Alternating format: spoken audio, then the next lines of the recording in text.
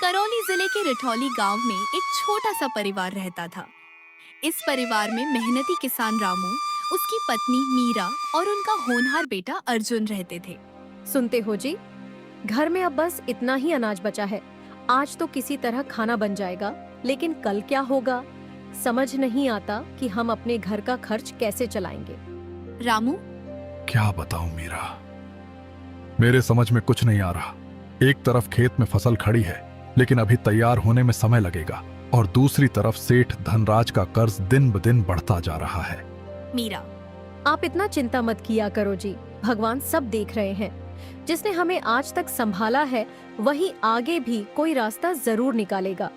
रामू, मीरा, मैंने अपनी पूरी जिंदगी इस मिट्टी को दे दी। सुबह से शाम तक खेत में पसीना बहाया, लेकिन आज भी हालात ऐसे हैं कि अपने परिवार को भरपेट खाना देने की चिंता करनी पड़ रही है। रामू की बातें सुनकर मीरा की आंखों से आंसू निकल आए। वह जानती थी कि उसका पति कितना मेहनती है, लेकिन गरीबी इंसान को अंदर से तोड़ देती है। तभी खेत की तरफ से उनका बेटा अर्जुन आता हुआ दिखाई दिया। उसके कंधे पर हल था और चेहरे पर मेहनत की थकान थी। अर्जुन, बापू, आप फिर चिंता में बैठे हो? मैंने कहा ना, इस बार हमारी फसल अच्छी होगी, आपका सारा कर्ज उतर जाएगा।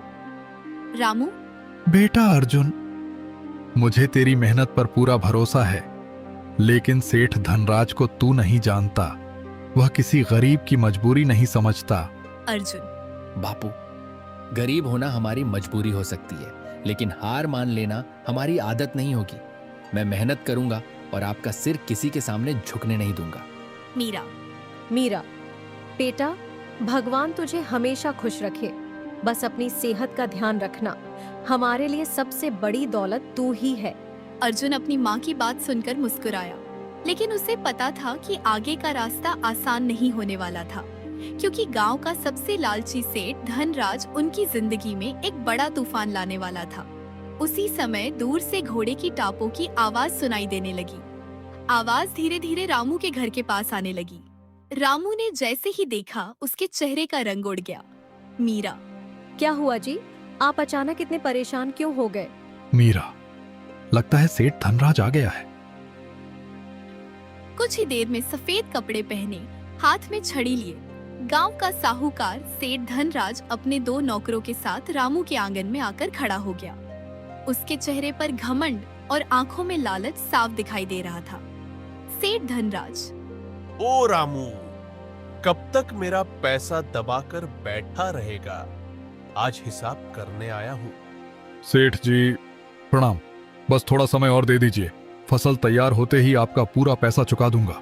समय समय हर बार यही बात बोलता है। तेरी इन बातों से मेरा घर नहीं चलता रामू।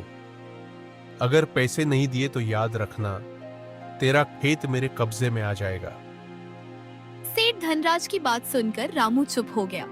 मीरा डर के कारण अपने पति को देखने लगी। वहीं अर्जुन की आंखों में गुस्सा दिखाई देने लगा। उसे महसूस हो गया था कि अब सिर्फ मेहनत से नहीं, बल्कि अपनी बुद्धि से भी लड़ाई लड़नी पड़ेगी। सेठ धनराज के जाने के बाद रामू के घर के आंगन में एक अजीब सा सन्नाटा छा गया था। हवा चल रही थी, लेकिन ऐसा लग रहा था जैसे उस छोटे से घर की परेशानियां हवा से भी भारी हो गई हों। रामू वहीं चारपाई पर बैठ गया। उसके चेहरे पर चिंता साफ दिखाई दे रही थी। मीरा, सुनते हो जी, इतना मत सोचिए, भगवान कोई ना कोई रास्ता जरूर निकालेंगे। रामू, कैसे रास्ता निकलेगा मीरा? सेठ धनराज को तो बस अपनी जमीन चाहिए। उसे ना हमारी मजबूरी दिखती है, ना हमारी मेहनत। मीरा, लेकिन आपने कभी किसी का बुरा नहीं किया। इतने साल ईमानदारी से खेती की है। भगवान अच्छे लोगों का साथ जरूर देते हैं। पास ही खड़ा अर्जुन अपने माता पिता की बातें सुन रहा था। उसके मन में एक फैसला हो चुका था। वह जानता था कि अब सिर्फ चिंता करने से कुछ नहीं होगा। अर्जुन, बापू, अब आप चिंता करना छोड़ दो। मैं आज से खेत में पहले से ज्यादा मेहनत करूंगा। इस बार ऐसी फसल उगाऊंगा कि सेठ धनराज को उसका पैसा वापस मिल जाएगा। बेटा, मेहनत करना अच्छी बात है, लेकिन अकेले अपने कंधों पर इतना बड़ा बोझ मत उठा। बापू, जब आपने पूरी जिंदगी हमारे लिए मेहनत की है, तो क्या मैं आपके लिए कुछ नहीं कर सकता? ये खेत सिर्फ जमीन का टुकड़ा नहीं है, ये हमारी इज्जत है। अगली सुबह सूरज निकलने से पहले ही अर्जुन उठ गया। उसने हल उठाया और खेत की ओर चल पड़ा। खेत की मिट्टी सूखी हुई थी, लेकिन अर्जुन के हौसले मजबूत थे। वह हल चलाते हुए बार बार अपने पिता की झुकी हुई आंखों को याद कर रहा था। अर्जुन, हे भगवान, बस इतना साथ देना कि बापू का सिर कभी झुकने ना पाए। दिन गुजरने लगे। अर्जुन सुबह से शाम तक खेत में मेहनत करता। वह कभी पानी की कमी दूर करता, कभी खेत की मेड़ ठीक करता। उसकी मेहनत देखकर कुछ गांव वाले हैरान थे, लेकिन कुछ लोग अब भी उसका मजाक उड़ाते थे। एक दिन गांव के दो आदमी खेत के पास से गुजर रहे थे। गांव वाला एक देखो रामू का छोरा दिन रात खेत में लगा रहता है, क्या लगता है इससे सेठ का कर्ज उतर जाएगा? गरीब आदमी मेहनत तो बहुत करता है, लेकिन किस्मत साथ ना दे तो सब बेकार हो जाता है। अर्जुन ने उनकी बातें सुन ली, लेकिन उसने जवाब नहीं दिया। उसने बस अपना हल और तेज चला दिया। उसे भरोसा था कि जवाब उसकी मेहनत देगी। उधर सेठ धनराज अपने घर में बैठा रामू के खेत की खबर ले रहा था। उसका नौकर उसके पास आया। नौकर, सेठ जी, रामू का लड़का तो बहुत मेहनत कर रहा है, अगर फसल अच्छी हो गई तो आपका पैसा वापस मिल जाएगा। सेठ धनराज, यही तो मैं नहीं चाहता। अगर रामू कर्ज चुका देगा तो उसकी जमीन मेरे हाथ कैसे आएगी? कुछ करना पड़ेगा। नौकर, क्या करने का सोच रहे हैं सेठ जी? सेठ धनराज, अभी समय आने दो। ऐसी चाल चलूंगा कि रामू की मेहनत भी हार जाएगी और उसका खेत भी मेरे नाम हो जाएगा। सेठ धनराज ने मन ही मन एक खतरनाक योजना बना ली थी, लेकिन उसे नहीं पता था कि रामू का बेटा अर्जुन सिर्फ मेहनती ही नहीं, बल्कि बहुत समझदार भी था। कुछ दिनों बाद खेत में फसल का रंग बदलने लगा। जहाँ पहले सूखी मिट्टी दिखाई देती थी, अब वहाँ हरियाली नजर आने लगी थी। गांव वाले भी अब अर्जुन की मेहनत की तारीफ करने लगे थे। लगता है रामू के बेटे ने सच में कमाल कर दिया। मेहनत करने वाला कभी खाली हाथ नहीं रहता। लेकिन दूसरी तरफ सेठ धनराज के मन में जलन बढ़ती जा रही थी। वह दूर खड़ा अर्जुन के हरे भरे खेत को देख रहा था। उसकी आंखों में लालच और गुस्सा दोनों थे। सेठ धनराज, अर्जुन, तूने खेत को बचाने का सपना देखा है ना? अब देखना मैं तेरे इसी सपने को कैसे तोड़ता हूँ। अर्जुन को अंदाजा भी नहीं था कि सेठ धनराज अब ऐसी चाल चलने वाला है जिससे पूरा गांव हैरान रह जाएगा। समय धीरे धीरे बीत रहा था। रामू के खेत में अब हरियाली दिखाई देने लगी थी। जिस जमीन को देखकर लोग कहते थे कि इससे कुछ नहीं होगा, वही जमीन अब लहलहाती फसल से भर गई थी। रामू की आंखों में कई दिनों बाद उम्मीद की चमक दिखाई देने लगी थी। रामू, मीरा, लगता है इस बार भगवान ने हमारी सुन ली। अगर फसल अच्छे दाम में बिक गई तो सेठ धनराज का सारा कर्ज चुका देंगे। मीरा, मैंने कहा था ना जी, भगवान देर करता है, लेकिन मेहनत करने वालों का साथ जरूर देता है। उधर अर्जुन रोज की तरह खेत में काम कर रहा था। वह फसल को देखकर खुश था, लेकिन उसे पता था कि असली परीक्षा अभी बाकी है, क्योंकि सेठ धनराज इतनी आसानी से हार मानने वाला नहीं था। एक शाम सेठ धनराज अपने घर में बैठा था। उसके चेहरे पर चिंता और गुस्सा दोनों दिखाई दे रहे थे। सेठ धनराज, ये रामू का छोरा बहुत आगे बढ़ रहा है। अगर इसकी फसल बिक गई तो मेरा सपना खत्म हो जाएगा। मुझे उसकी जमीन चाहिए और इसके लिए मुझे कुछ बड़ा करना पड़ेगा। नौकर, सेठ जी, आप चिंता मत करो, कोई ना कोई रास्ता जरूर निकल आएगा। सेठ धनराज, रास्ता तो मैं निकालूंगा। कल सुबह कुछ ऐसा होगा कि रामू खुद मेरे पास आकर मदद मांगेगा। अगली सुबह गांव में खबर फैल गई कि रामू के खेत में पानी की नाली टूट गई है और आधा खेत सूखने की कगार पर है। रामू और अर्जुन जल्दी जल्दी खेत की तरफ भागे। रामू, हे भगवान, ये क्या हो गया? इतनी मेहनत के बाद अगर फसल खराब हो गई तो हम क्या करेंगे? अर्जुन, बापू, घबराओ मत। मुश्किल आई है तो उसका हल भी जरूर होगा। हम हार नहीं मानेंगे। अर्जुन ने ध्यान से खेत देखा। उसे कुछ अजीब लगा। नाली अपने आप नहीं टूटी थी, किसी ने जानबूझकर उसे नुकसान पहुंचाया था।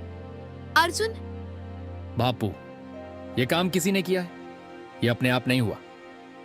बेटा, किसका नाम लेगा? हम गरीब लोगों से कौन दुश्मनी रखेगा? बापू, दुश्मनी गरीब से नहीं होती, गरीब की बढ़ती हुई किस्मत से होती है। अर्जुन को शक हो गया था कि इसके पीछे जरूर कोई बड़ी साजिश है। वह चुपचाप सबूत ढूंढने लगा। उधर सेठ धनराज दूर खड़ा सब देख रहा था और मन ही मन मुस्कुरा रहा था। सेठ धनराज, अब समझ आएगा रामू, मेरे सामने खड़े होने का नतीजा क्या होता है। लेकिन सेठ धनराज यह भूल गया था कि अर्जुन सिर्फ मेहनती नहीं बल्कि बहुत चतुर भी था। अर्जुन ने खेत के पास कुछ पैरों के निशान देखे। वह उन निशानों का पीछा करते हुए गांव के पुराने रास्ते तक पहुंचा। वहां उसे एक ऐसी चीज मिली जिससे पूरी सच्चाई सामने आने वाली थी। अर्जुन, तो ये बात है। अब समझ आया कि हमारी मेहनत बर्बाद करने की कोशिश कौन कर रहा है। लेकिन अब खेल बदलेगा। अर्जुन के हाथ ऐसा सबूत लग चुका था जिससे सेठ धनराज की पूरी चाल सबके सामने आ सकती थी। लेकिन क्या अर्जुन अकेला सेठ जैसे ताकतवर आदमी से लड़ पाएगा? क्या गांव वाले उसका साथ देंगे? अर्जुन के हाथ एक ऐसा सबूत लग चुका था जिससे सेठ धनराज की साजिश का पर्दाफाश हो सकता था। लेकिन अर्जुन जानता था कि सिर्फ सच जान लेना काफी नहीं है, उसे पूरे गांव के सामने सच साबित करना होगा। अर्जुन वह चीज लेकर घर पहुंचा। रामू और मीरा आंगन में बैठे हुए चिंता कर रहे थे। मीरा, बेटा अर्जुन इतनी देर कहाँ चला गया था? हम दोनों बहुत घबरा गए थे। अर्जुन, अम्मा, मैं खेत की सच्चाई पता करने गया था। अब मुझे समझ आ गया है कि हमारी फसल को नुकसान पहुंचाने की कोशिश किसने की है। रामू, क्या कह रहा है बेटा? कौन है जो हमारी मेहनत बर्बाद करना चाहता है? अर्जुन, बापू, इसके पीछे सेठ धनराज का हाथ है। मीरा, हे भगवान, लेकिन बेटा हमारे पास उसके खिलाफ क्या सबूत है? अर्जुन, अम्मा, यही सबूत है। मुझे खेत के पास से सेठ के नौकर की पहचान वाली चीज मिली है। अब मैं इसे पंचायत के सामने रखूंगा। रामू डर गया। उसे पता था कि सेठ धनराज के पास पैसा और ताकत दोनों है। रामू, बेटा, सेठ बहुत बड़ा आदमी है, उससे लड़ना आसान नहीं है। कहीं वह हमारे लिए और परेशानी ना खड़ी कर दे। अर्जुन, बापू, अगर डर कर चुप रहेंगे तो ऐसे लोग गरीबों को हमेशा दबाते रहेंगे। सच्चाई के लिए आवाज उठानी पड़ेगी। मीरा, बेटा सही कह रहा है जी, हमने हमेशा ईमानदारी से जीवन जिया है। अब भगवान भी हमारा साथ देंगे। अगले दिन गांव के पीपल के पेड़ के नीचे पंचायत बुलाई गई। पूरा गांव इकट्ठा हो गया। एक तरफ रामू, मीरा और अर्जुन खड़े थे। दूसरी तरफ सेठ धनराज अपने घमंड के साथ बैठा था। सरपंच, रामू, बताओ पंचायत बुलाने की जरूरत क्यों पड़ी? रामू, सरपंच जी, हमारी फसल खराब करने की कोशिश की गई है और हमें शक है कि इसके पीछे सेठ धनराज का हाथ है। यह सुनते ही पूरे गांव में हलचल मच गई। लोग एक दूसरे का चेहरा देखने लगे। सेठ धनराज हंसने लगा। सेठ धनराज, वाह रामू, अब अपनी गलती छुपाने के लिए मुझ पर इल्जाम लगाएगा? गरीब आदमी की सोच भी गरीब ही होती है। अर्जुन, सेठ जी, इल्जाम नहीं लगा रहा, सच सामने ला रहा हूं। सेठ धनराज, और तेरे पास क्या सबूत है? अर्जुन। सबूत भी है और गवाह भी। अर्जुन ने पंचायत के सामने वह चीज रख दी जो उसे खेत के पास मिली थी। फिर उसने बताया कि किस तरह खेत की नाली को जानबूझकर तोड़ा गया था। उसी समय गांव का एक आदमी आगे आया। सरपंच जी, मैंने उस दिन सेठ के नौकर को खेत की तरफ जाते देखा था, लेकिन डर के कारण कुछ बोल नहीं पाया। यह सुनकर सेठ धनराज के चेहरे का रंग बदल गया। अब पहली बार उसे डर महसूस हुआ। सरपंच, धनराज, अगर ये सच है तो यह बहुत बड़ा अपराध है। सेठ धनराज, नहीं सरपंच जी, ये सब झूठ है। ये लड़का मुझे बदनाम करना चाहता है। अर्जुन, सेठ जी, सच को ज्यादा देर तक छुपाया नहीं जा सकता। आपने सोचा था गरीब आदमी कभी आपके खिलाफ खड़ा नहीं होगा, लेकिन आपने यह भूल कर दी कि गरीब के पास पैसा नहीं होता, मगर हिम्मत जरूर होती है। पंचायत में सन्नाटा छा गया। गांव वालों की नजरें अब सेठ धनराज पर थीं। लेकिन तभी सेठ ने एक आखिरी चाल चलने की सोची। उसने जेब से कुछ कागज निकाले और सबके सामने रख दिए। सेठ धनराज, ठीक है, अगर इतना ही सच बोल रहे हो तो पहले ये बताओ, रामू का खेत अभी भी मेरे कर्ज के कागजों में बंधा हुआ है। अगर 7 दिन में पैसा नहीं दिया तो खेत मेरा होगा। अर्जुन कुछ पल के लिए चुप हो गया, क्योंकि सेठ की यह चाल अभी बाकी थी। लेकिन अर्जुन के मन में एक नई योजना जन्म ले चुकी थी। अर्जुन, ठीक है सेठ जी, अब फैसला खेत का नहीं, आपके घमंड का होगा। अब अर्जुन के सामने सबसे बड़ी चुनौती थी। उसे सिर्फ खेत ही नहीं बचाना था, बल्कि सेठ धनराज के झूठ का पर्दाफाश भी करना था। पंचायत खत्म होने के बाद अर्जुन अपने पिता रामू और माँ मीरा के साथ घर लौट आया। पूरे रास्ते तीनों चुप थे। गांव वाले भी यही सोच रहे थे कि आखिर 7 दिन बाद क्या होगा। घर पहुंचकर अर्जुन ने मन ही मन फैसला कर लिया कि चाहे कितनी भी मेहनत करनी पड़े, वह अपने पिता का खेत किसी भी कीमत पर नहीं जाने देगा। बेटा अर्जुन, आज तूने पंचायत में जो हिम्मत दिखाई, उससे मेरा सिर गर्व से ऊंचा हो गया। लेकिन मेरे मन में अभी भी चिंता है। 7 दिन बहुत कम है। पता नहीं हम इतना पैसा जुटा पाएंगे या नहीं। बापू, आप बिल्कुल चिंता मत कीजिए। मेहनत करने वाले कभी हारते नहीं। मैं कल सुबह ही मंडी जाऊंगा, हर व्यापारी से बात करूंगा और हमारी फसल का सही दाम लेकर ही वापस आऊंगा। इस बार जीत हमारी ही होगी। आज भगवान ने हमारी सुन ली। जो घर कुछ दिन पहले चिंता से भरा था, आज उसी घर में फिर से खुशियां लौट आई हैं। यही हमारी सबसे बड़ी दौलत है। उधर सेठ धनराज अपने घर में गुस्से से तिलमिला रहा था। उसे पूरा विश्वास था कि गरीब किसान इतने कम समय में पैसे नहीं जुटा पाएगा। उस अर्जुन ने सबके सामने मेरी इज्जत पर चोट की है। अब देखता हूं 7 दिन में पैसा कहां से लाता है। जब समय पूरा होगा तो खेत मेरा होगा और पूरा गांव मेरी ताकत फिर से देखेगा। अगली सुबह अर्जुन और रामू फसल लेकर मंडी पहुंचे। उन्होंने कई व्यापारियों से बात की, लेकिन अर्जुन जल्दबाजी नहीं कर रहा था। वह सही दाम का इंतजार कर रहा था। भाई, मैं इतना ही दाम दे सकता हूँ। अगर बेचना है तो बेच दो, वरना आगे देख लो। मंडी में आज बहुत माल आया है। जो नहीं सेठ जी, हमारी फसल अच्छी है। हम उसे मेहनत से उगा कर लाए हैं। हम उसे उसके सही मूल्य से कम पर नहीं बेचेंगे। अगर अच्छा दाम मिलेगा तभी सौदा करेंगे। मैंने तुम्हारी फसल ध्यान से देखी है। अनाज की गुणवत्ता बहुत बढ़िया है। मैं तुम्हें अच्छा दाम दूंगा। अगर मंजूर हो तो अभी सौदा पक्का कर लेते हैं। सौदा पूरा हुआ और अर्जुन के हाथ में इतना पैसा आ गया कि सेठ धनराज का पूरा कर्ज चुकाया जा सके। दोनों खुशी खुशी गांव लौट आए। अगले दिन फिर पीपल के पेड़ के नीचे पंचायत बैठी। पूरा गांव। रामू, आज 7 दिन पूरे हो गए हैं। अब पंचायत के सामने साफ साफ बताओ, क्या तुम सेठ धनराज का पूरा पैसा चुका सकते हो या फिर फैसला उसके पक्ष में होगा?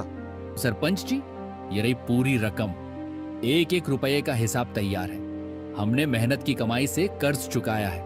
अब न्याय कीजिए और बताइए कि खेत का असली मालिक कौन है। ये कैसे हो गया? मुझे यकीन नहीं हो रहा। तुम लोग इतने पैसे कहां से ले आए? मैंने तो सोचा था कि तुम लोग कभी कर्ज नहीं चुका पाओगे। सेठ जी, आज पूरे गांव ने देख लिया कि मेहनत और ईमानदारी की ताकत क्या होती है। गरीब की मजबूरी का फायदा उठाने वाला आखिर एक दिन हारता ही है। पंचायत का फैसला सुन लो। रामू ने पूरा कर्ज चुका दिया है। खेत उसी का रहेगा और सेठ धनराज, आज के बाद तुम गांव के किसी भी गरीब किसान को परेशान नहीं करोगे। सीख।